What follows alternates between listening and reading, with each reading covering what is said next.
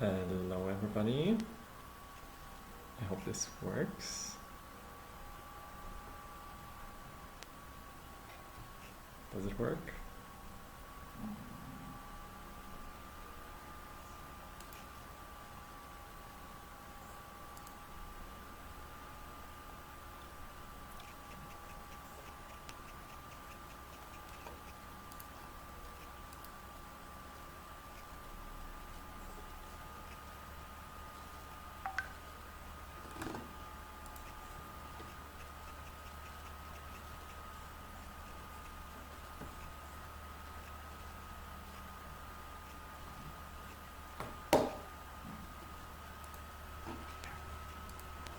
Okay, it seems to work. Hi, welcome to this live chat. I hope you're all doing fine. I'm sitting next to a really great plant, and yeah, you will see this plant in the next 15 to 30 minutes max. Depends on how many questions you have and how much you're interested. My name is Thomas. I am originally from Austria. I live in Berlin, in Germany, and I'm active in SCI for 10 years or so, I think. And yeah, I'm organizing volunteering camps, seminars, trainings. I'm mostly a trainer nowadays. I also organize Wikipedia camps. Yeah, and I'm also a queer activist. I'm an activist for LGBT rights and for anything around gender, really. In SCI, we have a working group on that, which is called Plunders, and I'm part of that as well. And we organize activities on gender and sexual orientation in SCI. I also love utopic thinking, and that's why I decided to call this live chat here, Let's Make SCI a Gender Utopia. Yeah, welcome. Feel free to ask me questions anytime in the comment section below, and feel free to also interact with each other, like each other's comments or questions, ask each other questions. Yeah, let's make this a bit more interactive than just me speaking. Maybe if you are here, you can already comment and say that you're here and that you're like what you're. You can also just comment, hi, whatever. Yeah, or how are you doing? How is it going? Would be nice to have some interaction. Asking how are you doing these times is maybe a bit weird sometimes because we are in a global pandemic, and it can be quite negative, like the whole atmosphere that we have in society at the moment. When you read the news, it sometimes reads like the end of the world, and it reads very like negative and apocalyptic.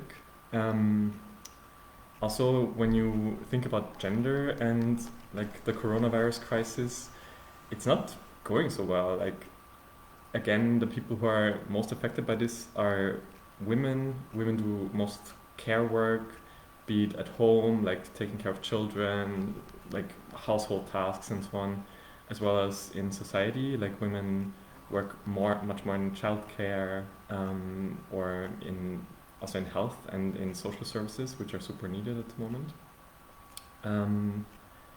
And many of these jobs are also underpaid, but now they are suddenly relevant for the system. So again, like, this crisis is really problematic in that aspect. Also, LGBT plus people are vulnerable in this crisis. Like, they often live at home with families that maybe don't accept their identities. So there's lots of issues going on. Also reproductive rights, like in lots of countries, abortion is not possible anymore at the moment. Yeah, but you might think, okay, all of this is super negative. This feels really apocalyptic and dystopic. I want to offer you an alternative to this, and it's called utopic thinking. And it's basically imagining a future that is positive, imagining a future that is perfect, imagining a world in which maybe, you know, all genders are equal, in which everybody can be themselves without needing to justify their existence to other people. And I will go a bit deeper into this. I also see some people already commented. Hi back to Moscow and Vietnam. Super nice. Cool. I want to start off a bit with talking about gender and SCI. So, as you might know, SCI is a peace organization, and it was started 100 years ago in 1920. And in 1920, gender was a bit like how people saw gender was a bit different how we see it nowadays. In 1920, in the first work camps, there were already women participating. Wow, big achievement. And it was actually super controversial that women were, you know, sleeping and working in the same facilities as men, even though they were not married with each other. Wow, what a scandal. And they were called civil service sisters, Zivildienstschwestern in German. And they were the ones who took care of cooking and cleaning in SCI volunteering camps. This was seen as super progressive back then. Nowadays we have a bit different expectations of what gender should look like.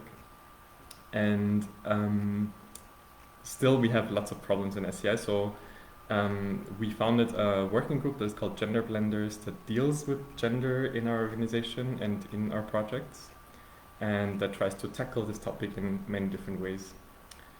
One of the things we did was a few years ago we abolished a system that was called gender balance, because in our volunteering camps, in our peace camps, we usually had a gender balance. So for example, if there were 10 participants in a camp, 5 were supposed to be men and 5 were supposed to be women, ideally.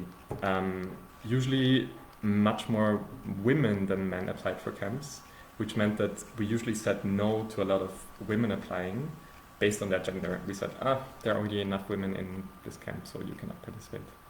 The reasoning behind it was that we wanted this gender balance, and a few years ago we stepped up and said, we don't really need this. Like, actually, we're just denying people their participation in our projects based on their gender. And this is actually pretty problematic and discriminatory. It's not a problem if from 10 participants are women. Like, then it's a camp with women, and that's not necessarily a problem.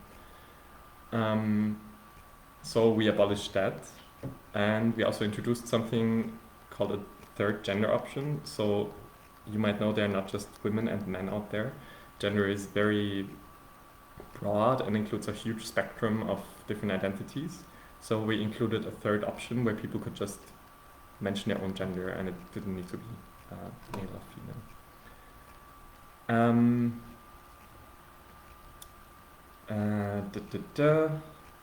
Some comments. Yeah, I love this tree. It's great. It's a ficus. It's very big.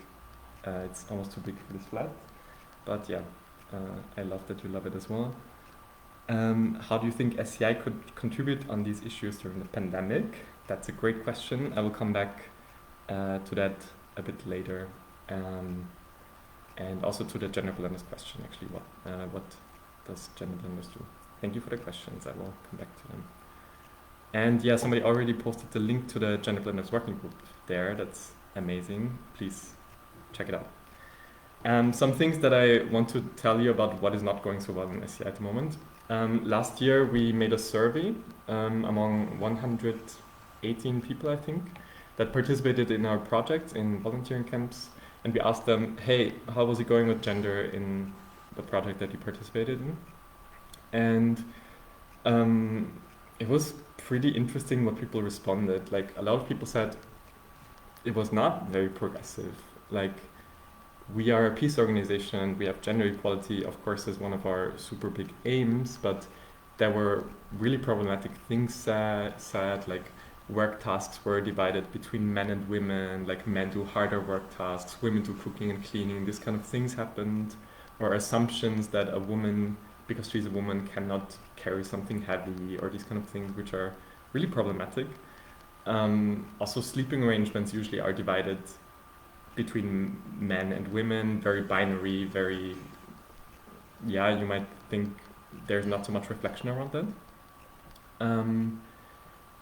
Even though there might be queer people. There might be people who don't belong to either gender, or who maybe also don't who don't need this kind of division just as well. Like usually, yeah, these kind of things should be talked about in a group. There were also sexualized comments that were inappropriate. There were inappropriate jokes that were targeted towards one gender or sexual orientation. Usually, people who are not heterosexual and people who are not men. Sexist language, so language that kind of put women down, that put queer people down. These kind of things happen in our camps, and probably even more drastic things. Also in a lot of projects, even though we abolished this gender balance a long time ago, now 4 years ago, there's still a lot of camps that have this gender balance. So they still ask half male and female for their camps. And usually, actually we have the rule that people would need to justify why they want to keep this rule. And yeah, people don't justify it, and it just keeps happening. So we still deny people their participation based on their gender. There's also very little understanding for the realities of trans people or of queer people in general. Like, for example, it's not very normal to ask for pronouns of people in the beginning of a camp. A pronoun is, for example, he, she, they, and you should ask people which pronoun they prefer before you refer to them with a pronoun.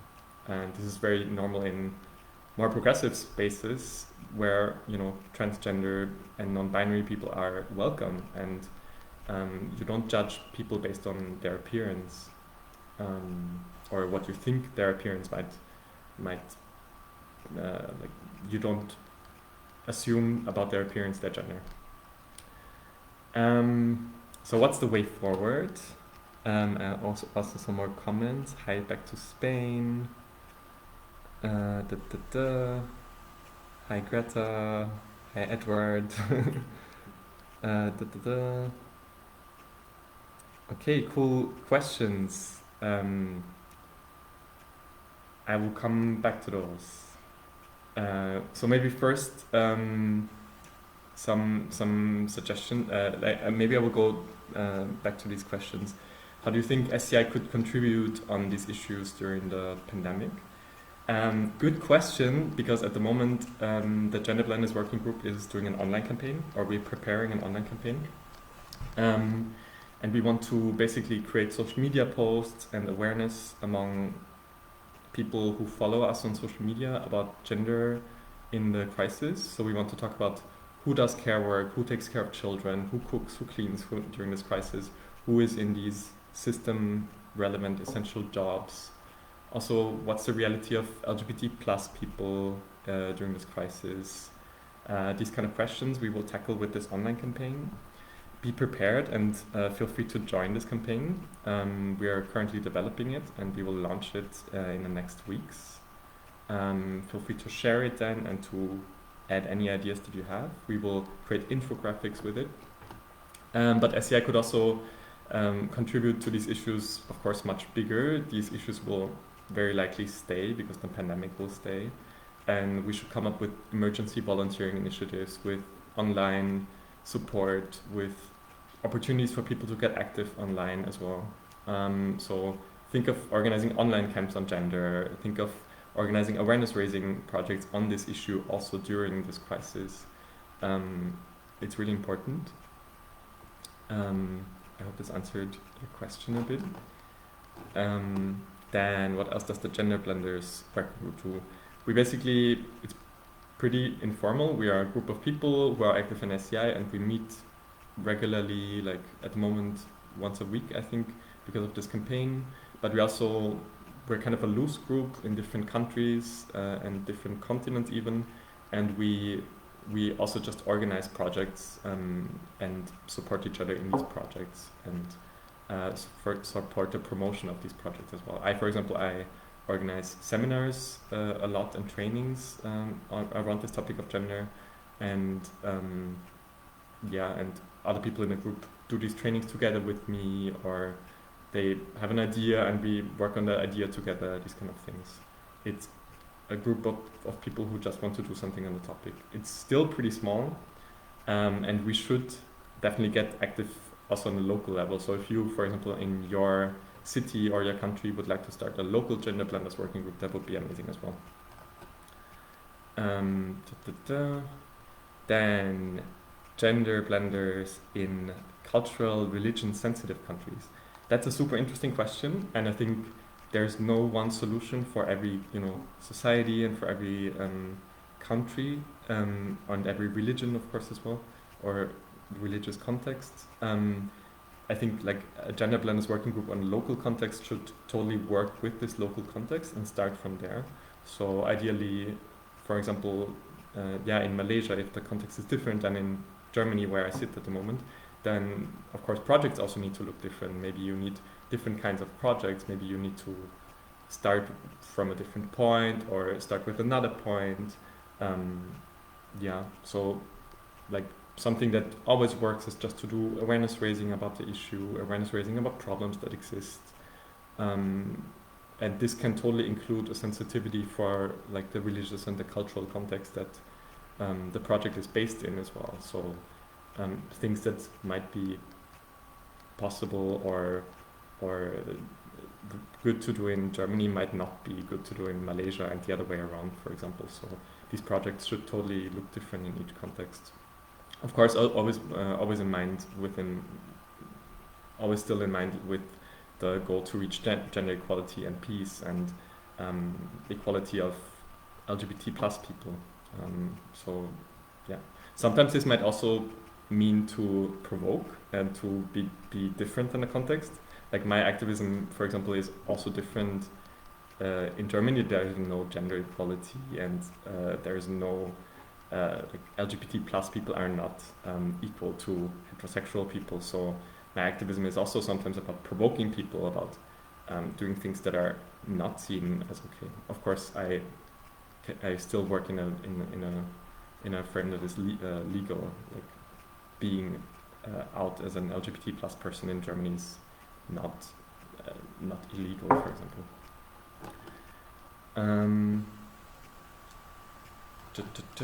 Any other questions? Are there any foreseen camps this summer, like an LGBT plus camp in Berlin? Yes, we are coming up with online camps at the moment. With SCI Austria, we are planning Wikipedia camps around gender this year, and hopefully we get the funding for it, and then we could organize online camps where people from different countries and continents write Wikipedia articles around LGBT plus topics, but also around women and feminism.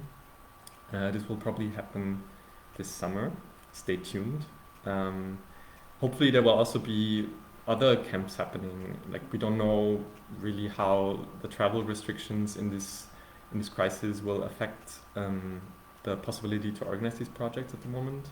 So it's a bit unclear what kind of projects we can organize, but hopefully local and national camps will still be possible, and then they could of course also tackle gender.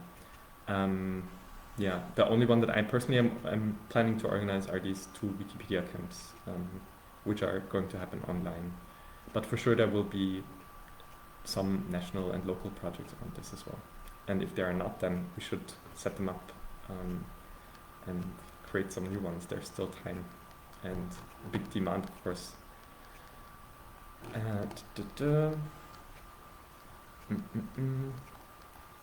Then I wanted to talk to you about some more things.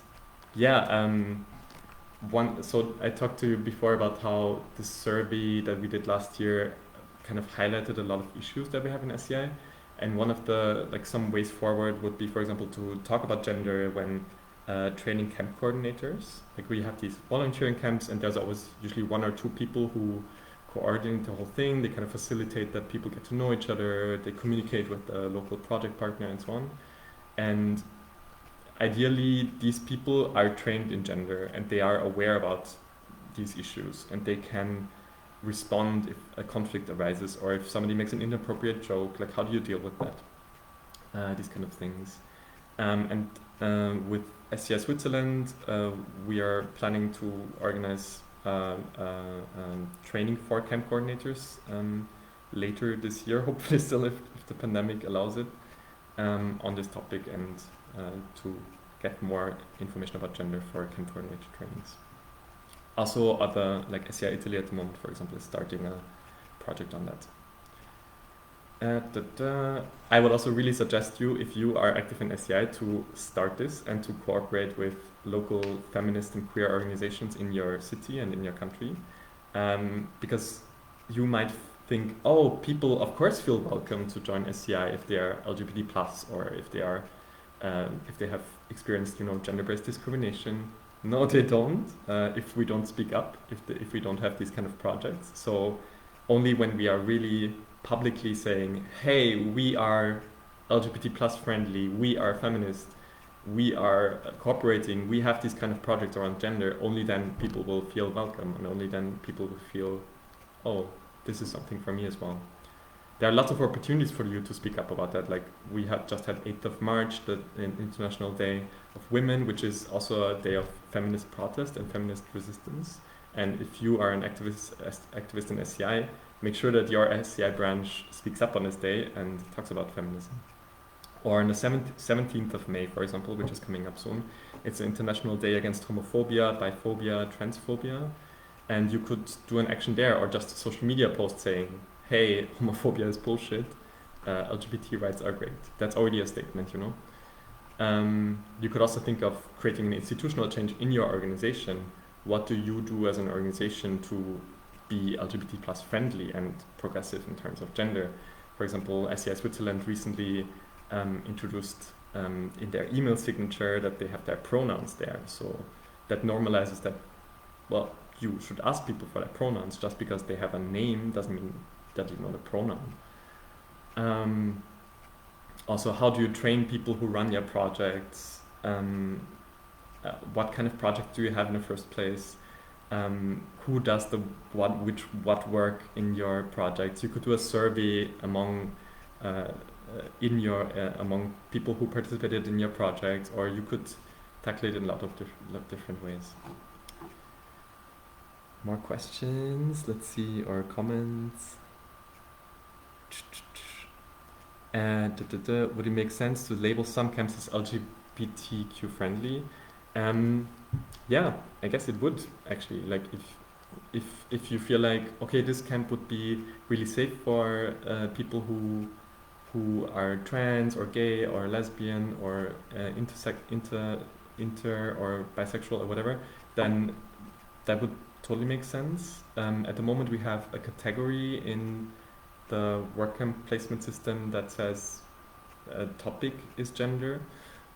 So these projects are much more likely to be LGBTQ friendly. They're not in all of these projects, but yeah, that would be, for example, a good idea.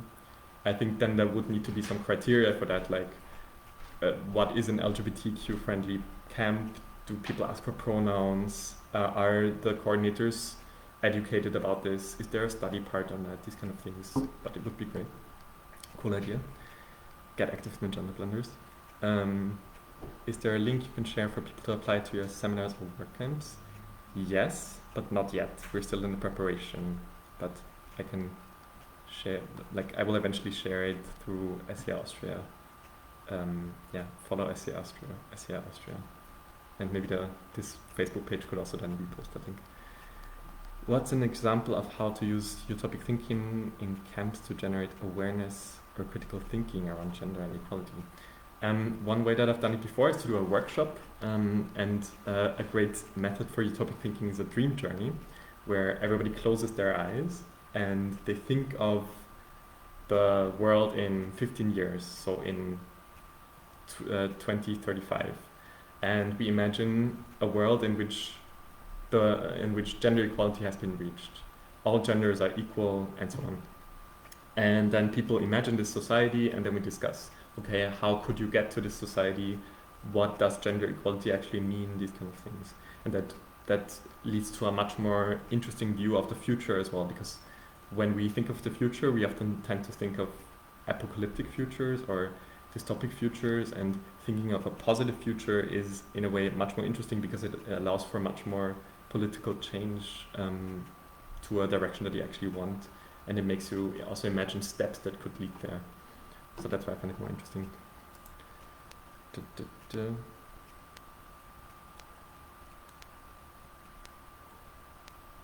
What is your opinion on the future of gender perception? Does the stream still work? Okay. Will genders always be an essential part of social identification? Oh wow, that's a big question. For me personally, I think that gender is a social construct, so that means that the way we think about gender is determined by society a lot. So because I'm perceived as a man, I'm not supposed to show so many emotions. When I cry, it's really shameful. I'm supposed to be really strong and carry heavy stuff in work camps and these kind of things. Whereas I'm not supposed to, wear a dress or dance ballet or whatever. And all of that I think is a construct. Also as a man, I can enjoy wearing a dress if I want to, or as a woman, I can be really strong, So I think that the future will be much more individual in a way, and that people hopefully can define much more who they are based on just who they are, and other people will not have so many expectations for them. Evaluating organizations from the gender point of view, I think a really good point would be, so if you want to evaluate your organization, depending on, are you progressive in terms of gender, do you have a gender working plan? Like, are you open?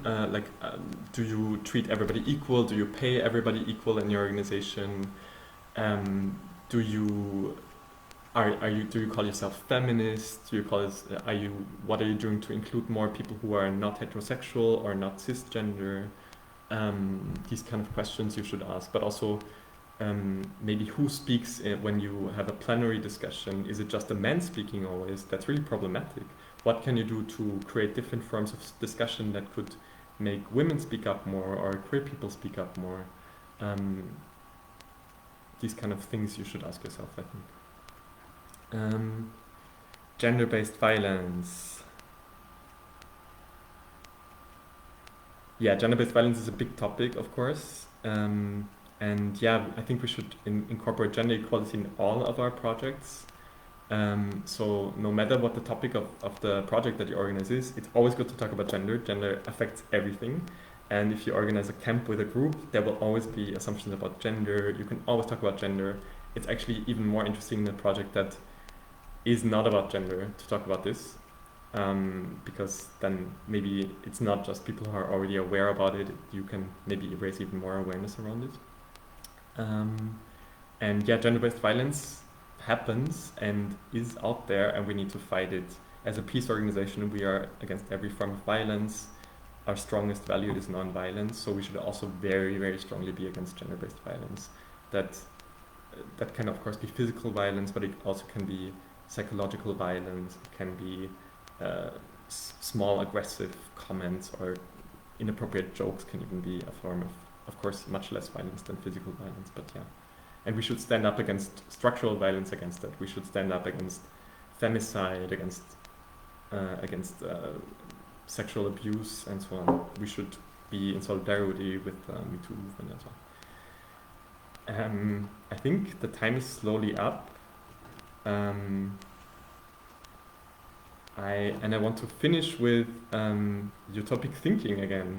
I hope you got pretty inspired to think in more positive terms about the future as well, because that brings us forward and that makes us be more interesting in a political sense.